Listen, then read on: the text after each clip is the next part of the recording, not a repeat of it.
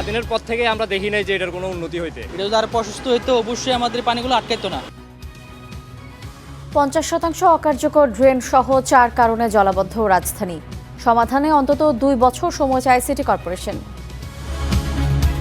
আমরা এই ধরনের ওয়ে আউট বের করতে পারি যেটা সরাসরি আমরা নদীতে পানিটা নিয়ে যেতে পারবো, তাহলে কিন্তু এই জলাবদ্ধতা থেকে অনেকটা আমরা মুক্তি দিতে সক্ষম হব।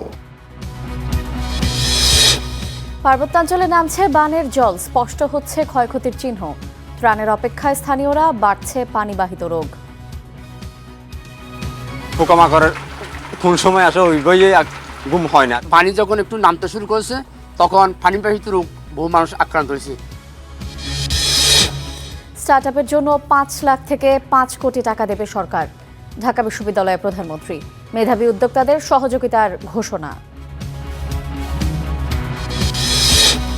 পরিবহন মালিক শ্রমিক দ্বন্দ্বে রাজশাহীতে চলছে অনির্দিষ্টকালের বাস ধর্মঘট। সকল রুটে সড়ক যোগাযোগ বন্ধ, দুর্ভোগে যাত্রীরা।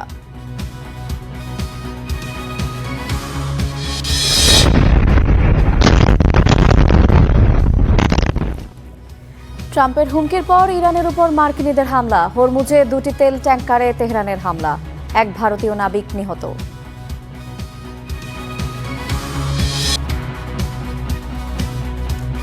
স্বাগত স্টার নিউজে, আপনাদের সঙ্গে আছি আমি শায়লা রহমান ইমা। দেখছিলেন শিরোনাম।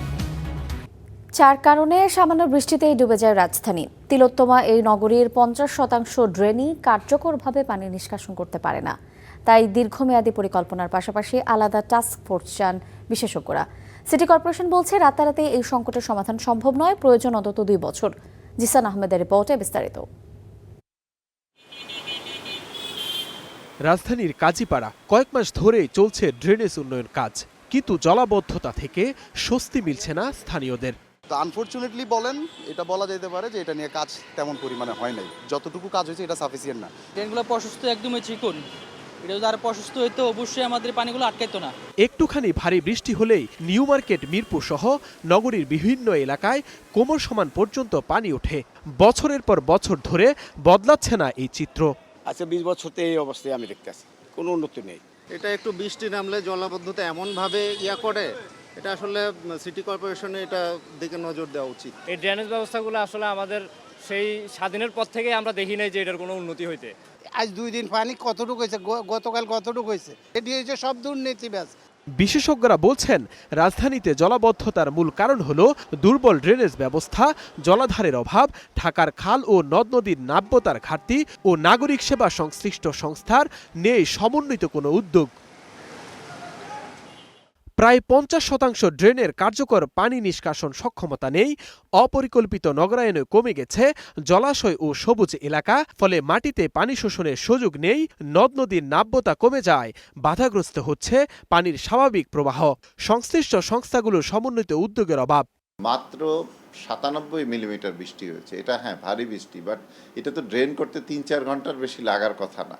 তো আমরা দেখি যে 2 দিনেও পানি সরতেছে না, এবং ভয়ঙ্কর অবস্থা। একটা ক্যাপিটাল শহর সেটা যদি পানিতে এরকম ডুবে থাকে, সেখান থেকে নৌকা চলে, যেটা 88 বন্যায় দেখছি। তো এরকম অবস্থা আসলে ঢাকায় যে, চিটাগাংও তাই, এবং শত কোটি টাকা ব্যয় করেও কাজ হচ্ছে না, কারণ এখানে প্রপার প্ল্যানিং এবং এক্সিকিউশন, ইমপ্লিমেন্টেশন কিন্তু হচ্ছে না।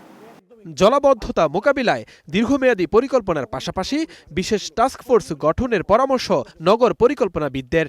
এই মুহূর্তেই সরকারের উচিত টাস্কফোর্স গঠনের মাধ্যমে নগর সরকার ব্যবস্থার মধ্যে দিয়ে, যেখানে জবাবদিহিতামূলক একটি নাগরিক বন্দোবস্ত থাকবে, এবং যেখানে নগর সরকারও 11টা মন্ত্রণালয়ের 54টা সংস্থার বিশৃঙ্খল পরস্পর বিরোধী প্রকল্প এবং সমন্বয়হীন কার্যক্রমের বিপরীতে একটি সমন্বিত কর্মধারায় পরিকল্পিতভাবে জনগণকে অন্তর্ভুক্ত করে একটি পরিকল্পিত যাত্রায় ঘুরে দাঁড়াবে। পরিস্থিতির উন্নয়নে 2 বছর সময় চাইলেন ঢাকা দক্ষিণ সিটি কর্পোরেশনের প্রশাসক। বিডিআর এর ভিতর দিয়ে একটা নিষ্কাশনের ওয়ে ছিল, সে ওয়েটা বন্ধ হয়ে গেছে। ঢাকা শহরে যদি আরও 8 থেকে 10টা আমরা এই ধরনের ওয়ে আউট বের করতে পারি যেটা সরাসরি আমরা নদীতে পানিটা নিয়ে যেতে পারবো, তাহলে কিন্তু এই জলাবদ্ধতা থেকে অনেকটা আমরা মুক্তি দিতে সক্ষম হব। রাজধানীতে কয়েক ঘন্টার ভারী বর্ষণে তলিয়ে যায় সড়ক, স্থবির হয়ে পড়ে সাধারণ মানুষের জীবন, বন্ধ হয়ে যায় যান চলাচল। অথচ এই সমস্যা সমাধানে সরকার বছরের পর বছর কোটি কোটি টাকা বরাদ্দ দিয়ে আসছেন। বিশেষজ্ঞদের মতে ড্রেন নিয়মিত পরিষ্কার, রাজধানীর খাল পুনরুদ্ধার ও সব সংস্থার সমন্বিত উদ্যোগ ব্যতীত এই সমস্যা সমাধান করা কোনোভাবেই সম্ভব নয়। Jisan Ahmed, star news, Dhaka. রাজধানীর অনেক মানুষের কাছে বৃষ্টি মানে স্বস্তি, কিন্তু যাদের মাথার উপর স্থায়ী কোনো ছাদ নেই তাদের কাছে প্রতিটি বর্ষার রাত মানে অনিশ্চয়তা আর সংগ্রাম। তবে সবচেয়ে বেশি কষ্টে ছিলেন ফুটপাত, ওভারব্রিজ আর খোলা আকাশের নিচে রাত কাটানো মানুষেরা। তবে বৃষ্টি কমায় অনেকেই আবার ফুটপাতে ফিরেছেন। এখনও রয়ে গেছে নিরাপদ আশ্রয়ের সংকট। টানা এক সপ্তাহের সেই দুর্ভোগের গল্প জানাচ্ছেন আয়মান সাজিদ। টানা কয়েকদিনের বৃষ্টিতে চরম ভোগান্তিতে নগরবাসী। সবচেয়ে বেশি কষ্টে রাত পার করেছেন ফুটপাত, ওভারব্রিজ আর খোলা আকাশের নিচে রাত কাটানো মানুষ। রাজধানীর খামারবাড়ি মোড়। রাত হলে এখানকার ফুটপাতে ঘুমিয়ে পড়েন প্রায় অর্ধশতাধিক ভবঘুরে ও ছিন্নমূল মানুষ। কিন্তু বৃষ্টি কমে আসা এই রাতে দেখা গেল ভিন্ন চিত্র। মাত্র 2-1 জন ছাড়া প্রায় কেউ নেই। স্থানীয়রা বলছেন টানা বৃষ্টিতে ভিজে যাওয়ার ভয়ে এবং নিরাপদ আশ্রয়ের খোঁজে অন্যত্র সরে গেছেন তারা। এখানে প্রতিনিয়তই মানুষ ঘুমায়। রিসেন্টলি বৃষ্টির কারণে এখানে আপাতত মানুষ নেই আর কি। তো বৃষ্টি কমে গেলে আবার মানুষ ঘুমায় আর কি এখানে। আজকে 3-4 দিন বৃষ্টি যাবতের কারণে তাদের দেখা যাচ্ছে না, হয়তো 1-2 জন থাকতে পারে। বৃষ্টির কারণে তারা অনেক কষ্ট পাইছে, কষ্ট পায় মেট্রো রেলের নিচে চলে গেছে। রোদ উঠলেই আবার ভরে যাবে। ফার্মগেট ফুট ওভার ব্রিজে গিয়ে দেখা যায় উল্টো চিত্র। ব্রিজের বিভিন্ন অংশে আশ্রয় নিয়েছেন শতাধিক মানুষ। তাদের অনেকেই জানান আশেপাশের খোলা জায়গা পানিতে তলিয়ে যাওয়ায় গত কয়েকদিন ধরে ওভারব্রিজই ছিল তাদের একমাত্র নিরাপদ আশ্রয়। বৃষ্টির জন্য কাম গাইছ নাই, কালকে যে ভিজছি কাম করুম, এই যে দেখেন ভিজা পাঞ্জাবি বিরোধী দিছি আমি। কালকে রাতের বৃষ্টি বিচ্ছে মনে হয় না আপনার সারা রাত ভিজা কাপড়ে ঘুমাইছি। এখন শরীর সহ আমার গেঞ্জি সহ গন্ধ বাড়িছে। 8-9 দিন বৃষ্টি হতেছে, আমরা একবেলা খাইলে 3 বেলা না খাইতে ঠিক আছে। আমাদের মতন হাজার হাজার মানুষ আছে রাস্তায়, ঠিক আছে, অসহায় দরিদ্র, তাদের কোনো স্থান নাই। তবে সোমবার দুপুরের পর বৃষ্টি কমে আসায় আবার ফুটপাতে ফিরতে শুরু করেছেন অনেকে। খামারবাড়ি মেট্রো রেলের নিচে, কাউরন বাজার, বাংলা মোটর এবং ঢাকা বিশ্ববিদ্যালয় এলাকার বিভিন্ন স্থানে আশ্রয় নিয়েছেন ছিন্নমূল এই মানুষেরা। বৃষ্টি কমলেও ফুটপাতের মানুষের জীবনযুদ্ধ থেমে নেই। মাথা গোজার একটি নিরাপদ জায়গার অপেক্ষায় প্রতিদিনই নতুন করে শুরু হয় তাদের বেঁচে থাকার লড়াই। Ayman Sajid, star news, Dhaka. তাই এলো ইনোভার, যেন আপনি লাইফে থাকেন রেডি প্রতিদিন। Innova, designed for now. দিনে বানের জলের সাথে লড়াই, রাতে বিষাক্ত পোকামাকড়ের আতঙ্ক। দুর্বিষহ জীবন চট্টগ্রামের পানিবন্দী মানুষের। ঘরবাড়ি ছেড়ে নারীদের নিরাপদ আশ্রয়ে সরিয়ে নেওয়া হলেও ভিটেমাটি আর গৃহপালিত পশু পাহারা দিতে বুক সমান পানিতে রাত জাগছেন পুরুষরা। স্যানিটেশন এবং বিশুদ্ধ পানির সংকট প্রকট। মোহাম্মদ জালালের তোলা ছবিতে রুকনউদ্দিনের রিপোর্টে বিস্তারিত। দিনের আলো ফুরিয়ে দক্ষিণ চট্টগ্রামের আকাশে যখন রাতের অন্ধকার নেমে আসে, তখন বানভাসী মানুষের মনে ভর করে নতুন এক আতঙ্ক। বন্যার পানির সঙ্গে ভেসে আসা বিষাক্ত সাপ ও বিভিন্ন পোকামাকড়ের ভয়ে এখন চরম উৎকণ্ঠায় দিন কাটছে দুর্গত এলাকার বাসিন্দাদের। নিরাপত্তার কথা বিবেচনা করে সাতকানিয়ার মধ্যম চরদি এলাকার প্রায় সব নারী ও শিশুকে আগেই সরিয়ে নেওয়া হয়েছে নিরাপদ আশ্রয়ে। তবে বুক সমান পানি আর বিষাক্ত প্রাণীর ঝুঁকি উপেক্ষা করে নিজেদের ভিটে মাটি আগলে রেখেছেন এলাকার পুরুষরা। এই এলাকায় এখন 5 দিন পর্যন্ত পানি অবস্থায়, মানে কি এখানে জনশূন্য অবস্থা। চোখের নিচে নিচে পানি থাকে, ওখান থেকে সাপ বিভিন্ন পোকামাকড়ের কোন সময় আসে ওই বইয়ে ঘুম হয় না আর কি।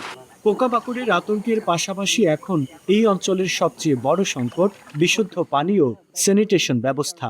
বন্যার পানিতে তলিয়ে গেছে অধিকাংশ নলকূপ ও শৌচাগার। ফলে দৈনন্দিন প্রয়োজন মেটাতে চরম দুর্ভোগে পড়েছেন পানিবন্দী মানুষ।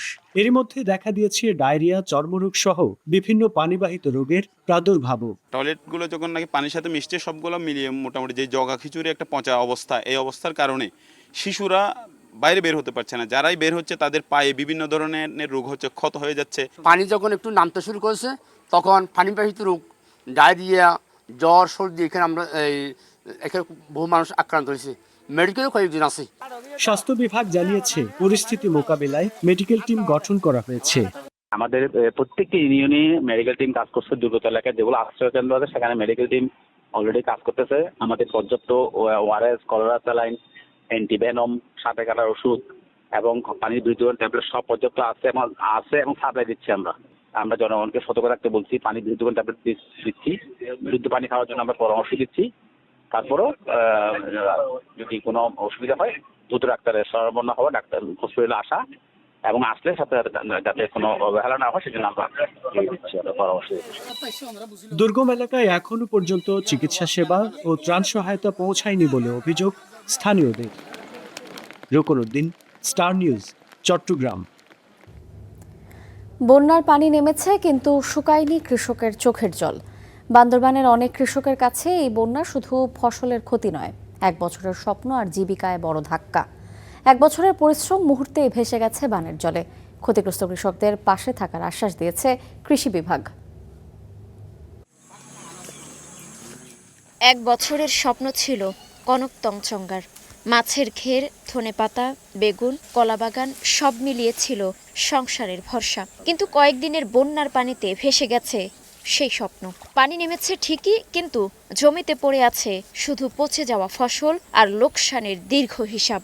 যে পেঁপে ছিল, এই যে বেগুন, এই কলা তলা বিভিন্ন কিছু নষ্ট হয়ে গেছে আর কি। এখন আর কিছুই না, এখন কিছু নাই। তারপরে পুকুরের মাছ ছিল, মাছও সব গেছে। কনকের মতো একই দশা বান্দরবান সদর ইউনিয়নের রত্নপুর ও গোয়ালিয়াখোলার শত শত কৃষকের। একসময় সবজির ভাণ্ডার হিসেবে পরিচিত এই অঞ্চলে টানা বৃষ্টি ও পাহাড়ি ঢলে তলিয়ে যায় বিস্তীর্ণ কৃষিজমি।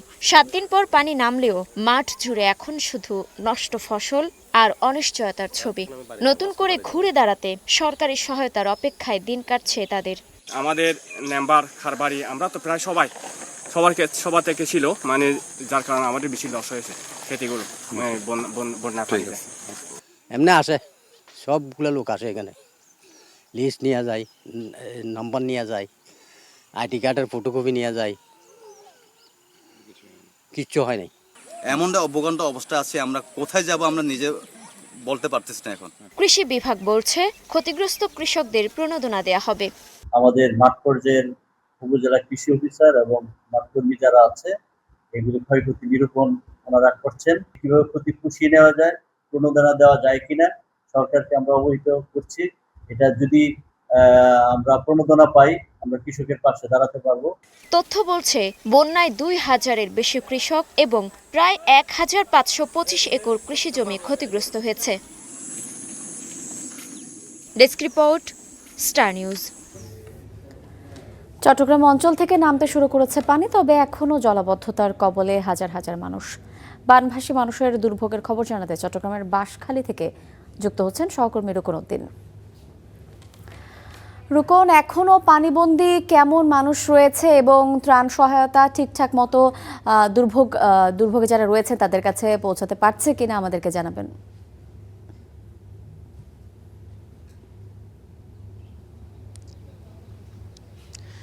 ইমা, গত কয়েকদিন ধরে যে বৃষ্টিপাত হচ্ছিল, ভারী বৃষ্টিপাত, সেটি কমেছে, রোদ উঠেছে, কিন্তু মানুষের যে দুর্ভোগ সেটি কিন্তু কমেনি। পাশাপাশি পানি কমতে শুরু করেছে, কিন্তু মানুষের যে কষ্টের অবস্থা সেটি কিন্তু এখনও কমতে শুরু করেনি। আপনাকে যদি একটু দেখাই যে এই যে ঘরটি রয়েছে এটি একটি মাটির তৈরি ঘর। এই ঘরটিতে আসলে একেবারে মাটির সাথে মিশে গেছে এক পাশ। এবং এখানে আমি যদি একটু দেখাতে চাই যে এখানে একজন এইচএসসি পরীক্ষার্থী রয়েছে, তার যে বই খাতা সবগুলো কিন্তু সে আসলে নিতে পারেনি। সে কোনো কিছু এখান থেকে বের করার আগেই পানি উঠে তার সব কিছু আসলে নষ্ট হয়ে গেছে। এবং যেমনটি বলছিলেন ত্রাণের অবস্থা, এখানে কিন্তু এত দুর্গম একটি অঞ্চল এলাকা, এখানে কিন্তু এখনও পর্যন্ত যে ত্রাণ নিয়ে যারা আসবে তারা কিন্তু এখানে পৌঁছাতে পারছে না, যেহেতু এখানে অনেক পানি মারিয়ে আসতে হচ্ছে, অনেক কষ্ট করে এখানে আসতে হয়। আমরাও কিন্তু এখানে এসেছি, কোনো গণমাধ্যম এখনও পর্যন্ত এখানে প্রবেশ করেনি এবং এখানকার যে চিত্রটি আসলে পানি কমলেও এখানে মানুষের যে দুর্ভোগ সেটি কিন্তু অসহনীয় পর্যায়ে রয়েছে। অনেকেই ত্রাণের অপেক্ষায় থাকলেও যারা ত্রাণ নিয়ে এখানে আসছেন তারা কিন্তু মূল সড়কের আশেপাশে যেখানে যে পথগুলো সহজ সেখানে গিয়ে তারা ত্রাণ বিতরণ করছেন, কিন্তু এগুলো যেহেতু একটি দুর্গম এলাকা এখানে আসলে আসাও অনেক বেশি কষ্টকর। অনেকে মানুষে আসলে বাইরে থেকে যারা আসছেন ত্রাণ নিয়ে তারা কিন্তু এখানে চিনতে না পারার কারণে কিন্তু এখানে আসলে এসে তাদেরকে যে ত্রাণ বিতরণ করবেন তাদেরকে সাহায্য সহযোগিতা করবেন সেটি আসলে তারা পারছেন না। এবং এখানকার মানুষ যেটি বলছেন যে আসলে তারা 7 দিন ধরে এখানে বিদ্যুৎ বিচ্ছিন্ন অবস্থায় রয়েছে এবং বিদ্যুৎ বিচ্ছিন্ন অবস্থায় থাকার ফলে তাদের যে যোগাযোগ ব্যবস্থা একজন আরেকজনের সাথে যোগাযোগ করবে সেটি আসলে তারা পারছেন না এবং সেই কারণে এখানে কিন্তু তাদের কষ্টের যে সীমা নেই, কিন্তু আমরা যেমনটি এখানে দেখছি আসলে এখানে আসাও অনেক বেশি কষ্টকর এবং তাদের যে কষ্ট সেটি রয়ে গেছে, পানি নামতে শুরু করেছে এবং ক্ষয়ক্ষতির যে চিহ্ন সেটিও কিন্তু ফুটে উঠেছে। এই ছিল আমার কাছে সবশেষ। ইমা। রুকন, আপনাকে ধন্যবাদ। দর্শক, চট্টগ্রাম থেকে আমাদের সঙ্গে যুক্ত ছিলেন সহকর্মী রুকন উদ্দিন। এদিকে টানা বৃষ্টিপাত আর পাহাড়ি ঢলে সৃষ্ট বন্যায় রাঙামাটি, বান্দরবান এবং খাগড়াছড়ি সহ পার্বত্যাঞ্চলে ব্যাপক ক্ষয়ক্ষতি হয়েছে। বিস্তারিত জানাতে বান্দরবান থেকে আকাশ মার্মা এবং খাগড়াছড়ি থেকে যুক্ত হচ্ছেন আক্তার হোসেন। আকাশ, বান্দরবানের কি অবস্থা আমাদেরকে জানাবেন। বানভাসী মানুষের খবর আমরা জানতে চাই, সেখানে তারা ত্রাণ ঠিকমতো পাচ্ছেন কিনা বিস্তারিত জানাবেন।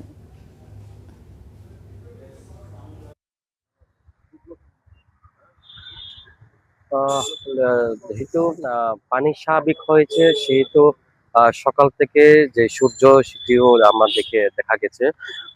প্রশাসনের পক্ষ থেকে ত্রাণ দেওয়া হচ্ছে। আমরা বেশ সকালেও বিভিন্ন সংগঠনের মাধ্যমে যারা বানভাসী রয়েছে তাদেরকে ত্রাণ দিতে দেখেছি।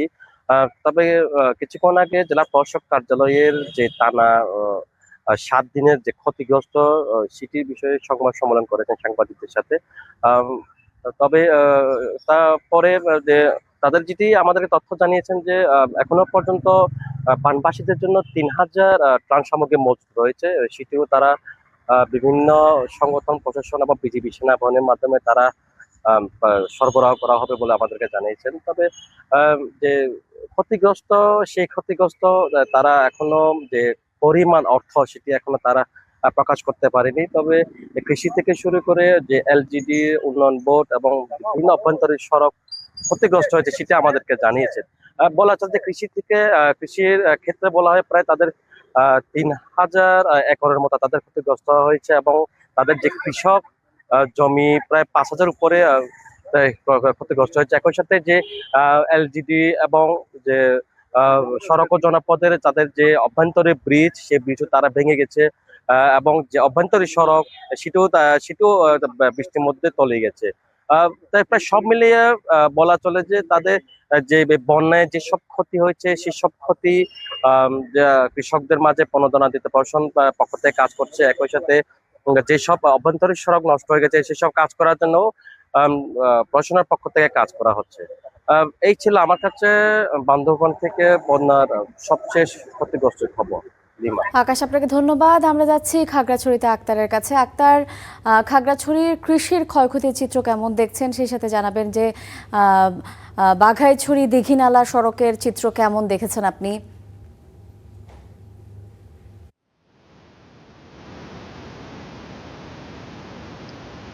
ইমা, ঠিক যে গেল কয়েকদিন যে ভারী বর্ষণ প্লাবিত হয়েছে খাগড়াছড়ি যে নিম্নাঞ্চল, সেই নিম্নাঞ্চল প্লাবিত হওয়ার ফলে কৃষিতে একটি মারাত্মক ক্ষতি আমরা লক্ষ্য করেছি। অর্থাৎ কৃষি সম্প্রসারণ অধিদপ্তরের যিনি উপপরিচালক রয়েছেন নাসিরউদ্দিন চৌধুরী, তিনি আমাদেরকে যেমন তথ্য আজকে দিয়েছেন, অর্থাৎ খাগড়াছড়িতে গত টানা বৃষ্টিতে অর্থাৎ 1031 হেক্টর জমির ফসল নষ্ট হয়েছে। তার মধ্যে আমন ধানের বীজতলা, আউশের ধান, পাশাপাশি হচ্ছে যে আপনার এই যে ফলজ বাগান, অতঃপর আপনার সবচেয়ে বেশি মারাত্মক যে ক্ষতিটা লক্ষ্য করা গেছে পেঁপে গাছ, অর্থাৎ বাণিজ্যিকভাবে যে পেঁপে বাগান গড়ে উঠেছে সেই পেঁপে বাগানগুলো ক্ষতিগ্রস্তের মধ্যে পড়েছে। অর্থাৎ 7333 হেক্টর 33 জন কৃষক কিন্তু ক্ষয়ক্ষতির মধ্যে তারা পড়েছে।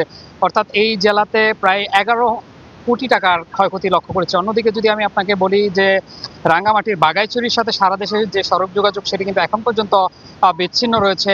মূল কারণটা হচ্ছে যে ভারী বর্ষণের ফলে 3 কিলো নামক একটি জায়গাতে 150 থেকে 200 ফিট সড়ক মাটি দেবে গিয়েছে, যার ফলে কিন্তু সেই যোগাযোগ বিচ্ছিন্ন হয়েছে। অর্থাৎ খাগড়াছড়ি সড়ক ও জনপথ সেই জায়গাটি অর্থাৎ সড়কটি সংস্কারের জন্য তারা কাজ করছে, তবে সেটি সময় লাগার একটি ব্যাপারও আমাদেরকে বলেছেন। তবে সেখানে কংক্রিট এবং বালি দিয়ে অর্থাৎ গাড়ি চলাচল করার মতো একটা ব্যবস্থা করছেন। পরবর্তীতে টেকসই যে কার্যক্রম সেটি কিন্তু তারা করবেন বলে এমনটাই জানিয়েছিলেন আমাকে। এই ছিল আসলে খাগড়াছড়ি থেকে সর্বশেষ। ইমা। আক্তার, আপনাকে অসংখ্য ধন্যবাদ। দর্শক, পার্বত্যাঞ্চলের বানভাসী মানুষের খবর জানাচ্ছিলেন সহকর্মীরা। এদিকে টানা বৃষ্টি এবং উজানের ঢলে দেশের বিভিন্ন জেলায় নদ নদীর পানি বাড়ছে, কোথাও বিপদসীমার কাছাকাছি, কোথাও এরই মধ্যে পানি বিপদসীমা অতিক্রম করেছে। এতে নতুন করে উদ্বেগ বাড়ছে বন্যার শঙ্কার। এ নিয়ে বিস্তারিত জানাতে লালমনিরহাট থেকে যুক্ত হচ্ছেন সাব্বির আহমেদ এবং ফেনী থেকে যুক্ত হচ্ছেন তানভীর চৌধুরী। শুরুতেই যাচ্ছি লালমনিরহাটের সাব্বিরের কাছে। সাব্বির, লালমনিরহাটে তিস্তার পানি ভাঙন এবং বানভাসী মানুষের সবশেষ চিত্র আমাদেরকে জানাবেন।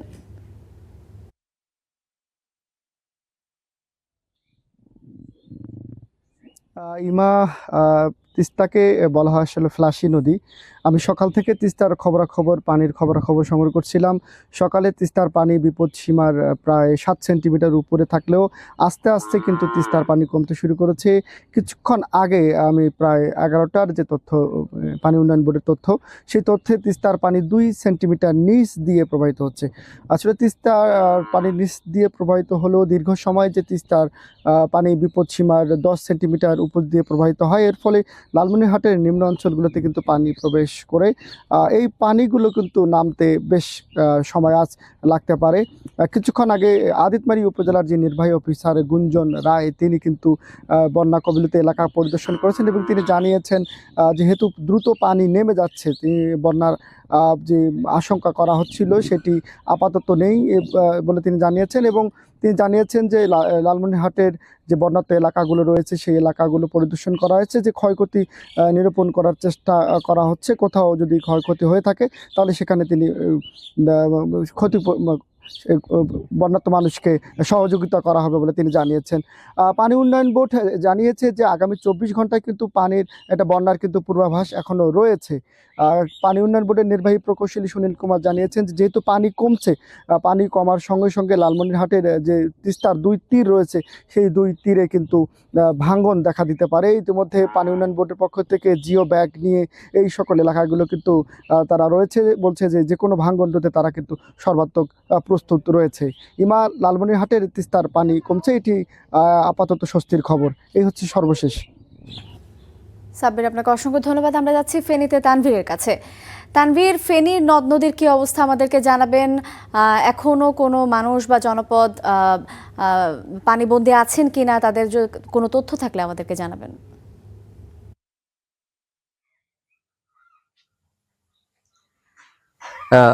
ধন্যবাদ ইমা। আসলে ফেনীর মুহুরী নদীর পানি গতকাল হঠাৎ করে বেড়ে গেছে ভারতের উজানের পানির চাপে।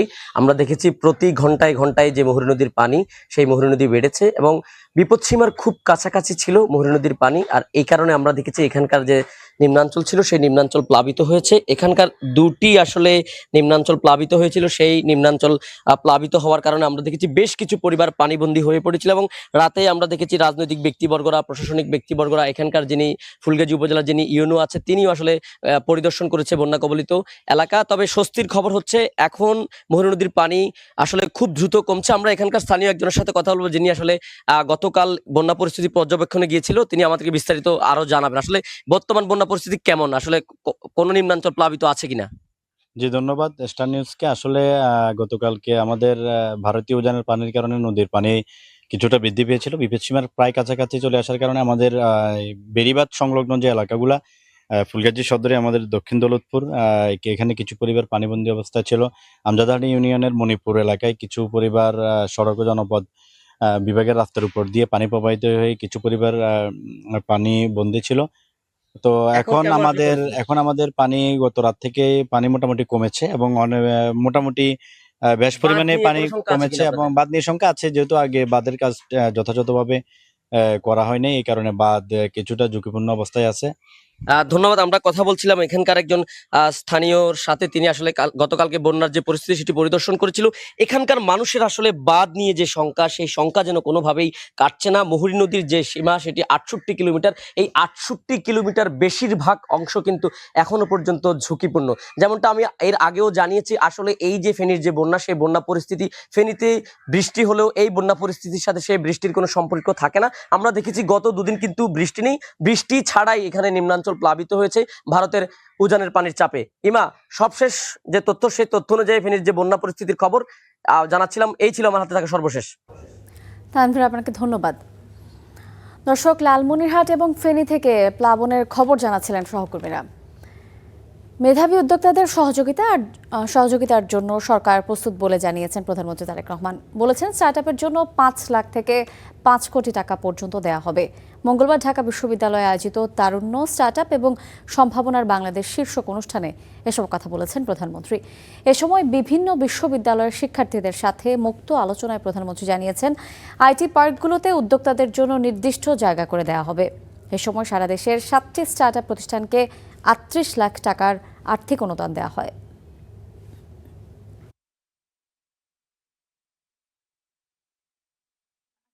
স্টার্টআপের এই বিষয়টি দেখুন, সবকিছু মিলিয়ে বিষয়টা যেটা হচ্ছে, আমরা তো নতুনভাবে জিনিসটা শুরু করতে চাইছি। আমরা চাইছি যে আপনাদের মতন ইয়াং এন্টারপ্রেনার যারা আছে তারা তাতে আসুক আস্তে আস্তে।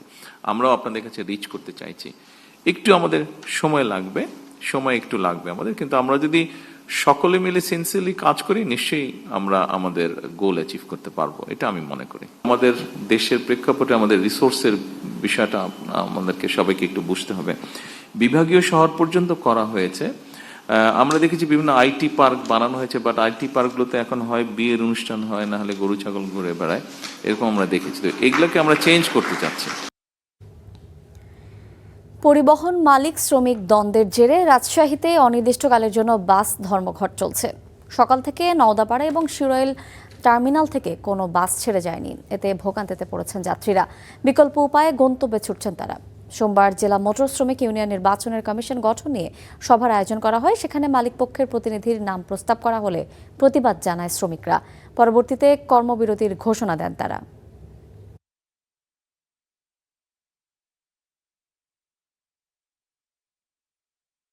আমাদের ফোন করতেছে, বলছে বাস বন্ধ ভাই, আপনারা কিভাবে যাবেন ঢাকা, আমরা বলতে পারবো না। জনদুর্ভোগের মধ্য দিয়ে যদি দাবি আদায়ের এই প্রথা চলতেই যদি থাকে, তাহলে আমরা আমজনতা আমরা তো ভীষণ রকম বিপদের মধ্যে থাকি। আমি তো জানি না যে বাস বন্ধ, আমি তো কালি খবরটাও শুনি নেই, এই জন্য এখন আমি কোথায় যাবো, আমার জরুরি ঢাকায় যাওয়া।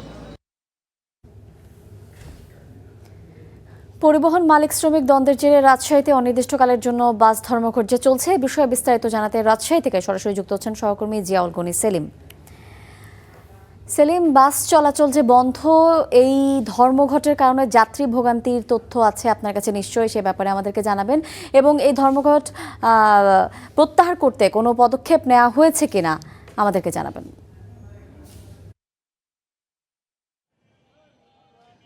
ইমা, আসলে গতকাল থেকে সন্ধ্যা থেকে আসলে রাজশাহী মোটর শ্রমিক ইউনিয়নের শ্রমিকরা আসলে এই ধর্মঘটের ডাক দিয়েছে। মূলত এটি নির্বাচনকে কেন্দ্র করে তাদের নির্বাচন পরিচালনা যে কমিটি গঠিত হয়, সেই কমিটি গঠন নিয়ে তাদের এই সর্বশেষ দ্বন্দ্বটি হয়েছে। এর আগে গত 2.5 মাস থেকে আসলে এই ধরনের কোনো নির্বাচিত কমিটি নেই। বিশেষ করে 2024 সালে 5 আগস্টের পরে থেকেই কোনো নির্বাচিত কমিটি নাই। এ নিয়ে বিভিন্ন দল উপদলে বিভক্ত রয়েছে এই সংগঠনটি, অর্থাৎ কয়েকটি দলে তারা বিভক্ত হয়ে পড়েছে। সর্বশেষ গতকালকে জেলা প্রশাসকের কার্যালয়ে তার নির্বাচন পরিচালনা কমিটির একটি গঠনের জন্য একটি সভা ছিল। সেই সভাতে মালিক পক্ষের একজন সদস্য রাখার প্রস্তাব করা হলে শ্রমিকরা এটার প্রতিবাদ জানায়। এর প্রতিবাদে পাল্টা ওই মালিক শ্রমিকের ওই পক্ষটি তাদেরকে হুমকি দেয়, এমন অভিযোগ তুলে গতকাল থেকে তারা এই ধর্মঘটের ডাক দেয়। আজকে সকাল থেকে পুরোপুরি বাস চলাচল বন্ধ, একেবারে আন্তঃজেলা তো বটেই, ঢাকা সহ দূরপাল্লার যেসব বাস চলাচল করে সেগুলো একেবারে বন্ধ। আপনি দেখছেন হয়তো যেখানে ঢাকা কাউন্টার, অর্থাৎ এই জায়গা থেকে রাজশাহীর এই স্ট্যান্ড থেকে ঢাকার বাসগুলো ছেড়ে দেয়, সেটি সবগুলো কাউন্টার একেবারে শাটার নামানো আছে, বন্ধ আছে। এখানে সকাল থেকে আমরা অবস্থান করছি, সেখানে দেখছি যে অসংখ্য যাত্রী যারা আছেন আগে থেকে টিকিট কেটে রেখেছিলেন, কেউ বা হুট করে ঢাকা যাওয়ার জরুরি প্রয়োজনের জন্য হুট করে এসেছেন, তারা কেউ কেউই কিন্তু আসলে ঢাকার গন্তব্যে বাস যেহেতু নাই, এই জন্য তারা উঠতে পারেনি। নেতারা চরম দুর্ভোগে পড়েছেন এবং অনেকেরই নানা প্রয়োজন ছিল, এই প্রয়োজনের তারা মেটাতে পারেনি। আমি কথা বলেছিলাম জেলা প্রশাসকের সঙ্গে, তিনি জানিয়েছেন যে তাদের পক্ষ থেকে শ্রমিকদের ডাকা হয়েছিল, কিন্তু এখন পর্যন্ত কোনো ধরনের প্রত্যাহারে কোনো সাড়া পায়নি জেলা প্রশাসন। তো রাজশাহী থেকে পরিবহন ধর্মঘটের এই সর্বশেষ তথ্য ছিল আমার কাছে।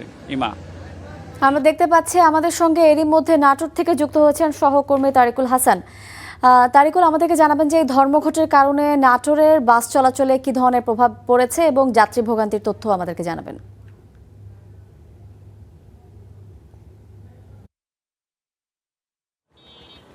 মালিক শ্রমিক দ্বন্দ্বে যে ভোগান্তি, সেই ভোগান্তির প্রভাব কিন্তু নাটোর বাস টার্মিনালেও পড়েছে। বিশেষ করে রাজশাহীর পর থেকে বানেশ্বর, পুঠিয়া, ঝলমলিয়া এই অঞ্চলের যে যাত্রীগুলো যারা দূরপাল্লায় যাতায়াত করেন তারা কিন্তু ব্যাপক ভোগান্তির মধ্যে পড়েছে এই দূরপাল্লার বাস চলাচল বন্ধ থাকার কারণে। এছাড়া যারা নাটোর বাস টার্মিনালে আসছেন তাদের সাথে আমরা কথা বলেছি, তারা কিন্তু টিকিট না পাওয়া, সিট না পাওয়া এবং দূরপাল্লার যে বাসে তাদের যে আরামদায়ক যে যাত্রা সেটা থেকে বঞ্চিত হওয়ার কারণে তাদের ভোগান্তির কথা ব্যাপকভাবে তারা জানিয়েছেন। আমরা এখানকার মালিক সমিতির যে সভাপতি লক্ষণ পোদ্দার তার সাথে কথা বলেছি, তিনি কিন্তু জানিয়েছেন যে এখনও কোনো সমাধান হয়নি, আর আদৌ আজকে সমাধান হবে কিনা এরকম কোনো তথ্য তারা জানাতে পারেনি। আপনাদের একটু জানিয়ে রাখি, নাটোর থেকে দূরপাল্লার বাস অন্য অন্য জায়গায় যাচ্ছে, যেগুলো হচ্ছে ঢাকা থেকে আসছে, অর্থাৎ রাজশাহীতে নাটোর থেকে কোনো বাস যাচ্ছে না বা এই রুট দিয়ে কোনো বাস চলাচল করছে না। কিছু বাস হচ্ছে যেগুলো ঢাকা থেকে আসছে সেগুলো কিন্তু এই নাটোর থেকে ঘুরিয়ে আবার নেওয়া হচ্ছে বিভিন্ন জায়গায়। আর আন্তজেলা যে বাসগুলো রয়েছে সেইগুলোতেও কিন্তু যাত্রীরা চলাচল করেছেন।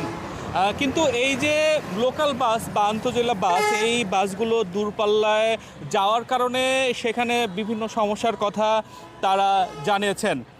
আমরা নাটোর বাস টার্মিনাল থেকে জানাচ্ছিলাম যাত্রীদের ভোগান্তির খবর। তাদের কিন্তু প্রত্যাশা যে দ্রুত এই সমস্যার সমাধান হবে, তারা কিন্তু ভালোভাবে শান্তিতে নিরাপদে আবার যাত্রা করতে পারবেন। তারিকুল, আপনাকে অসংখ্য ধন্যবাদ।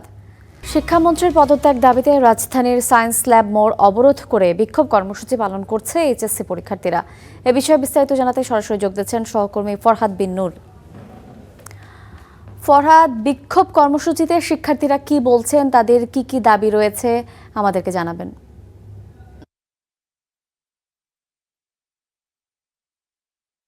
আমরা দেখছি যে শিক্ষার্থীরা প্রায় আধা ঘন্টারও বেশি সময় ধরে তারা যে সায়েন্স ল্যাবে এখানে অবরোধ করেছে। বিশেষ করে গতকাল যে পরিস্থিতি তৈরি হয়েছিল, বৃষ্টির মধ্যে জলাবদ্ধতার মধ্যেও পরীক্ষা অনুষ্ঠিত হয়েছে চট্টগ্রাম বাদে সারা দেশেই, সেক্ষেত্রে শিক্ষার্থীদের যে নানা রকম ভোগান্তি পোহাতে হয়েছে সেটিরই প্রতিবাদে মূলত আজকে শিক্ষার্থীরা এখানে আমরা দেখলাম যে আধা ঘন্টারও বেশি সময় ধরে তারা সায়েন্স ল্যাব অবরোধ করেছিল এবং তারা এখন সায়েন্স ল্যাবে যে সড়ক অবরোধ করেছিল মাত্রই তারা সেই সড়ক থেকে সরে এসে এখন তারা মিছিল নিয়ে, আমরা যতটুকু জানতে পেরেছি যে তারা এখন ঢাকা শিক্ষা বোর্ডের দিকে যাচ্ছে এই মিছিলটি নিয়ে।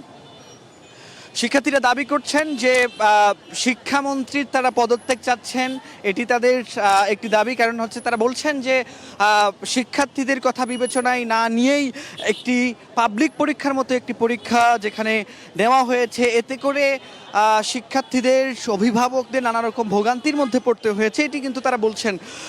আমরা গতকালকে যে চিত্রটি দেখেছি পরীক্ষা গ্রহণের সময়, আমরা দেখেছি যে বিভিন্ন জায়গায় সামাজিক যোগাযোগ মাধ্যমে বিভিন্ন ভিডিওতে আমরা দেখেছি, গণমাধ্যমের বিভিন্ন চিত্রে আমরা দেখেছি যে কোথাও কোথাও কোনো সড়কে আমরা দেখেছি হাঁটু পরিমাণ পানি, সেই হাঁটু পানি উপেক্ষা করেই অনেকে আসলে আমরা দেখেছি যে পরীক্ষা কেন্দ্র পর্যন্ত যান এবং কোথাও কোথাও দেখেছি যে কেন্দ্র, যেসব কলেজে কেন্দ্র, সেই কেন্দ্রগুলোতেও আমরা দেখেছি যে মাঠের মধ্যে হাঁটু পরিমাণ পানি, সেগুলো পার হয়ে শিক্ষার্থীদের কিন্তু আমরা দেখেছি যে পরীক্ষায় তারা অংশ নিতে যান।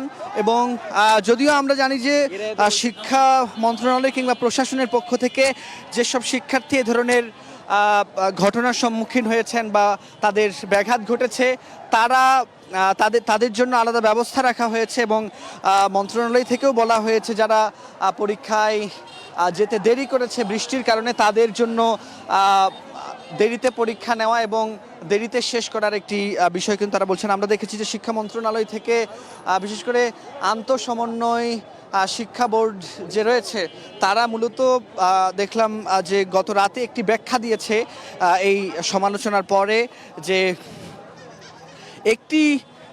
একটি বোর্ডের কারণে সারা দেশের সব শিক্ষা প্রতিষ্ঠানের পরীক্ষা স্থগিত করা এটি এই জন্য তারা করে নাই এজন্য এবং তারা বলছেন যে কোনো জায়গায় যদি এ ধরনের পরীক্ষা গ্রহণের অনুকূল পরিস্থিতি না থাকে তাহলে স্থানীয় প্রশাসন তারা এটির সিদ্ধান্ত নেবে পরীক্ষা স্থগিত করার ব্যাপারে। মূলত আমরা আজকেও শিক্ষা বোর্ডের কাছে জানতে চেয়েছিলাম, আমরা আন্তঃসমন্বয় শিক্ষা বোর্ডের চেয়ারম্যানের সভাপতি এবং ঢাকা শিক্ষা বোর্ডের চেয়ারম্যানের সঙ্গে কথা বলেছি। তিনি বলেছেন যে মূলত জেলা প্রশাসকরা যেই রিপোর্ট যে প্রতিবেদন তারা এখানে পাঠায় তার ভিত্তিতেই মূলত তারা পরীক্ষা গ্রহণ কিংবা স্থগিত করার সিদ্ধান্তগুলো নিয়ে থাকেন। তো জেলা প্রশাসকরা যেই প্রতিবেদন দিয়েছিল যে সব জায়গায় স্বাভাবিক পরিস্থিতি রয়েছে, কোথাও পরীক্ষা স্থগিত করার মতো পরিস্থিতি তৈরি হয়নি, এরকমই কিন্তু তারা জেলা প্রশাসকরা এরকমই কিন্তু রিপোর্ট দিয়েছিলেন। এই রিপোর্টের ভিত্তিতেই মূলত শিক্ষা বোর্ড আন্তঃসমন্বয় শিক্ষা বোর্ড মন্ত্রণালয় সিদ্ধান্ত নেয় যে চট্টগ্রাম বাদে সারা দেশে পরীক্ষা গ্রহণ অনুষ্ঠিত। আমরা একটু জানতে চাইবো শিক্ষার্থীদের কাছ থেকে, আপনারা মূলত আজকে কি দাবি নিয়ে এখানে? দেখুন, আপনাদের সাথে এই মুহূর্তে আমাদের কোনো কথা না, যা হবে একদম সামনে গিয়ে হবে, এর বাইরে আপনারা এখন কোনো কিছু জিজ্ঞাসা করবেন আশা করি। আপনারা এখন কোথায় যাবেন? আমাদের এই ঢাকা কলেজের শিক্ষার্থীদের নিয়ে আবার আমাদের সামনের দিকে একটু রওনা দিতে হবে এবং স্টুডেন্টরা জানে আমরা এখন কোন দিকে মুভ করতে পারি। আমরা দেখছি শিক্ষার্থীরা ঢাকা কলেজের সামনে হয়ে তারা এখন ঢাকা শিক্ষা বোর্ডের দিকে তারা এখন যাত্রা শুরু করেছে। আমরা আরো কিছু শিক্ষার্থীর সঙ্গে একটু জানতে চাইবো যে আপনারা এখন কি দাবি নিয়ে কোন দিকে যাচ্ছেন? আমাদের দাবি, আমাদের প্রশ্ন ইজি করা হোক, আর দাবি এখন স্যারের পদত্যাগ। এইগুলা কোনো প্রশ্ন না ভাই। আপনি দেখেন ভাই, আপনি যদি শিখে যান যে আপনি শিখে গেছেন যে ধরেন কালকে পরীক্ষা হয়েছে, আমি শিখে গেছি ধরেন নৌকা বানানো, আমার ওইখানে যা বলতেছে তুমি রকেট বানাও, আমার প্রশ্নের ভিতরে তুমি রকেট বানাও, সাপোজ ধরেন আমার বলছে তুমি রকেট বানাও, আমি কি এখন রকেট বানাইতে পারবো? আমি তো শিখছি নৌকা বানানো, আমি তো রকেট বানানো পারি না। তাহলে আমরা জানি যে শুধু গতকালকের পরীক্ষা গ্রহণ নিয়েই তারা মূলত আন্দোলন করছে না। আমরা দেখেছি যে গতকালকে যে প্রশ্নপত্র ছিল, প্রশ্নপত্র নিয়েও তারা কিন্তু আপত্তি তুলেছেন যে প্রশ্নপত্র যা ছিল সেটি আসলে সিলেবাসের বাইরে, এবং এটির ব্যাখ্যাও কিন্তু আমরা পরবর্তীতে দেখেছি যে গত রাতে শিক্ষা বোর্ড থেকে দেওয়া হয়েছে এবং বলা হয়েছে যে যেসব প্রশ্নপত্রের ব্যাপারে অভিযোগ রয়েছে সেগুলো খতিয়ে দেখা হবে এবং সেগুলো যদি আসলে সিলেবাসের বাইরে হয়ে থাকে তাহলে সেই নাম্বার সবাইকে দেওয়ার ব্যাপারে কিন্তু একটি সিদ্ধান্ত হয়েছে। তো আমরা সেটাই দেখছি যে কেন এই ধরনের প্রশ্ন হচ্ছে সারা দেশে, অভিন্ন প্রশ্নে যখন পরীক্ষা হচ্ছে তখন এই ধরনের প্রশ্নপত্রের তারা তীব্র সমালোচনা করছে এবং একই সঙ্গে গতকালকের এই ধরনের পরিস্থিতিতে পরীক্ষা নেওয়ার তারা তীব্র সমালোচনা করে তারা কিন্তু এই মুহূর্তে রাজপথে তারা স্লোগানে প্রকম্পিত করছে।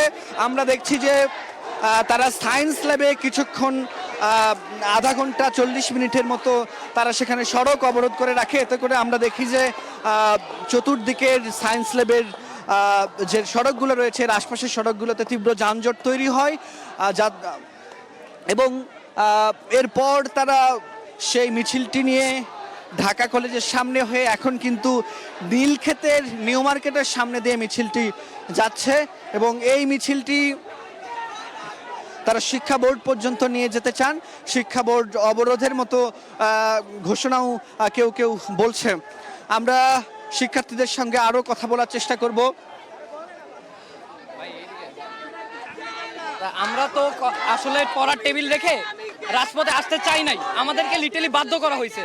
আপনি একটা জিনিস দেখেন, শিক্ষামন্ত্রীর মতো একটা দায়িত্বশীল জায়গায় সে বলেছে যেখানে অভিন্ন কোশ্চেনের প্রশ্ন নিবে, সবার পরীক্ষা নিবে, সেখানে সে কিন্তু অভিন্ন কোশ্চেনের পরীক্ষা নিতে পারছে না। সেটা তার হচ্ছে আমরা দেখছি শিক্ষার্থীরা তারা তাদের মতো করে এখানে আন্দোলন করছেন এবং তারা তাদের মতো করে বিভিন্ন দাবি দাওয়া উত্থাপন করছেন। তাদের মূলত এখানে 3টি দাবি নিয়ে তারা এই আন্দোলন করছে। এক নম্বর দাবি হচ্ছে পরিস্থিতি স্বাভাবিক না হওয়া পর্যন্ত সারা দেশের পরীক্ষা স্থগিত করতে হবে এবং পরীক্ষার প্রশ্নে ভুলের জন্য যারা দায়ী তাদেরকে বিচারের আওতায় আনতে হবে। পরীক্ষা প্রশ্ন তাদের যে শেষ দাবিটি সেটি হচ্ছে পরীক্ষার প্রশ্ন বোধগম্য এবং সিলেবাসের মধ্যে থেকে প্রশ্ন প্রণয়ন করতে হবে। সেই দাবিগুলো নিয়েই মূলত তারা এখানে এই 3টি দাবি নিয়েই তারা আন্দোলন করছে।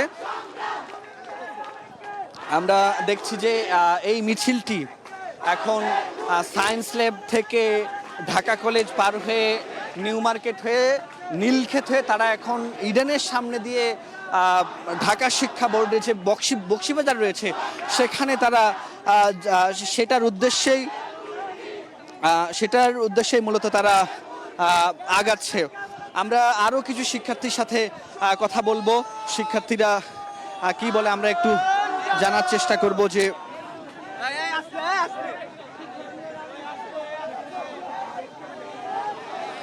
একটু বলবেন যে আপনারা পড়ার টেবিল ছেড়ে, আপনাদের তো পরীক্ষা, সে পড়ার টেবিল ছেড়ে কেন রাজপথে?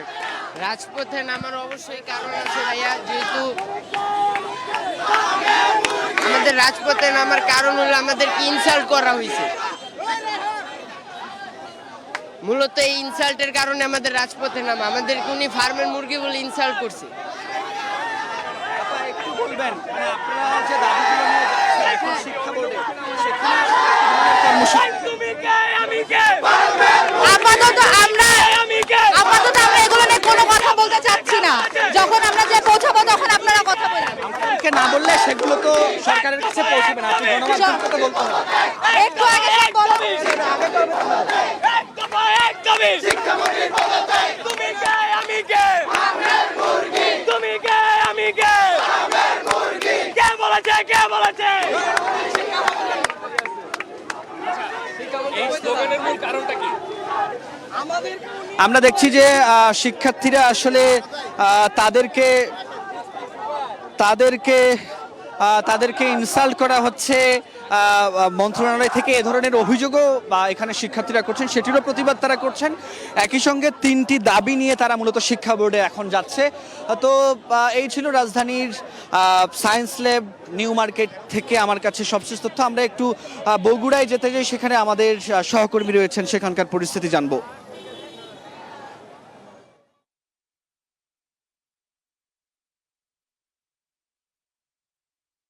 জি ফরহাদ, ধন্যবাদ আপনাকে। এবং এই বগুড়ায় আজকে এইচএসসি পরীক্ষার্থী যারা রয়েছেন তারা আজ সকাল থেকে গতকালকের যে পরীক্ষাটি, তারা এই বৈরী আবহাওয়া এবং টানা বৃষ্টিপাতের মধ্যে যে পরীক্ষাটি তারা দিয়েছেন পদার্থবিজ্ঞান, সেই পরীক্ষার্থী যারা পরীক্ষা দিতে পারেননি, অনেকেই এই বৃষ্টি এবং বৈরী আবহাওয়ার কারণে তারা তাদের যে পরীক্ষা কেন্দ্র এবং পরীক্ষায় যাওয়ার যে একটি সমস্যা, যার কারণে তারা অনেকেই পরীক্ষা দিতে পারেননি। এখন তারা সকাল থেকেই 3 দফা দাবিতে বগুড়ায় বিক্ষোভ কর্মসূচি পালন করছেন এবং তারা বলছেন যে শিক্ষামন্ত্রী এহসানুল হক মিলন তার পদত্যাগের দাবি এবং একই সাথে তাদের যে গতকালকের পরীক্ষাটি অনেকে দিতে পারেননি, সেই পরীক্ষার্থীদের পুনরায় আবারও যাতে পরীক্ষা নেওয়া হয় এবং একই সাথে তাদের আরেকটি পরীক্ষার বিগত একটি পরীক্ষায় প্রশ্নপত্রে ভুল থাকায় সেই পরীক্ষাটিতেও অনেকের উত্তর দিতে কিংবা তাদের বুঝতে সমস্যা হওয়ার কারণে তারা আবারও সেই পরীক্ষাটি নেওয়ার দাবি জানিয়েছেন। তো আমরা এখন বর্তমানে রয়েছি বগুড়ার জেলা প্রশাসক কার্যালয়ে এবং এখানে যে এইচএসসি পরীক্ষার্থীরা রয়েছেন তারা এখানে এসেছেন, তারা এখানে অবস্থান কর্মসূচি পালন করছেন। তারা দাবি করছেন যে তাদের এই দাবিগুলো দ্রুত বাস্তবায়নের মাধ্যমে এখানে যারা পরীক্ষার্থী রয়েছেন, শিক্ষার্থীরা রয়েছেন, একই সাথে যারা অভিভাবক রয়েছেন তারাও কিন্তু সেই একই দাবিটি করছেন। এখানে আমরা বিভিন্ন জনের সাথে কথা বলেছি, তারা যেটি বলছেন যে শুধুমাত্র যে এইচএসসি পরীক্ষার্থী তাদের জন্যই নয়, যারা এই এই বৈরী আবহাওয়া কিংবা টানা বৃষ্টির মধ্যে যে শিক্ষা প্রতিষ্ঠানগুলো যেখানে আসলে শিক্ষার্থীদের যাওয়া আসার সমস্যা কিংবা পরীক্ষায় বসারও একটি সমস্যা, সেই পরীক্ষাগুলো স্থগিত করার তারা দাবি জানিয়েছেন। তো এই এখন বেশ উত্তপ্ত অবস্থা ছিল। আমরা এর আগে ছিলাম বগুড়ার যে সাতমাথা, সেই সাতমাথায় তারা সেই অবস্থান কর্মসূচি পালন করছিলেন সাতমাথায়, এবং তারপরে তারা মিছিল করে এই জেলা প্রশাসক কার্যালয়ে আসে। তো এই ছিল আমার কাছে বগুড়ার যে এইচএসসি পরীক্ষার্থীদের অবস্থান কর্মসূচি তার সর্বশেষ। প্রতীক, আপনাকে ধন্যবাদ। দর্শক, এইচএসসি পরীক্ষার্থীদের বিক্ষোভ কর্মসূচির খবর জানাতে রাজধানী নিউ মার্কেট এলাকা এবং বগুড়া থেকে আমাদের সঙ্গে যুক্ত ছিলেন সহকর্মীরা। আগামী 16 জুলাই শহীদ আবু সাইদ হত্যা দিবস যথাযথ মর্যাদায় পালন করা হবে বলে জানিয়েছেন প্রধানমন্ত্রীর তথ্য উপদেষ্টা জাহিদুর রহমান। সকালে সচিবালয়ের তথ্য অধিদপ্তরে সরকারের বিভিন্ন কার্যক্রমের অগ্রগতি নিয়ে সংবাদ সম্মেলনে একথা জানিয়েছেন তিনি। পরবর্তীতে তথ্য উপদেষ্টা জাহিদুর রহমান বলেছেন, সাবেক প্রধানমন্ত্রী শেখ হাসিনাকে দেশে ফিরিয়ে এনে বিচারের মুখোমুখি করা হবে। সরকারের পক্ষ থেকে তাকে ফিরিয়ে আনার চেষ্টা চলছে। শেখ হাসিনার ফিরে আসা নিয়ে সরকার কোনো চাপে নেই বলেও জানিয়েছেন জাহিদুর রহমান।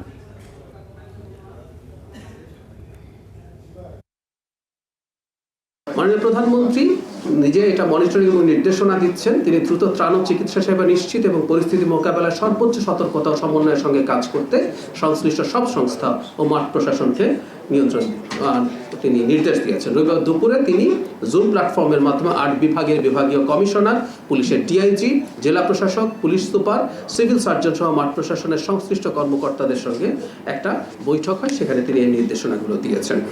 এই ছিল স্টার নিউজে। এতক্ষণ সাথে থাকার জন্য ধন্যবাদ।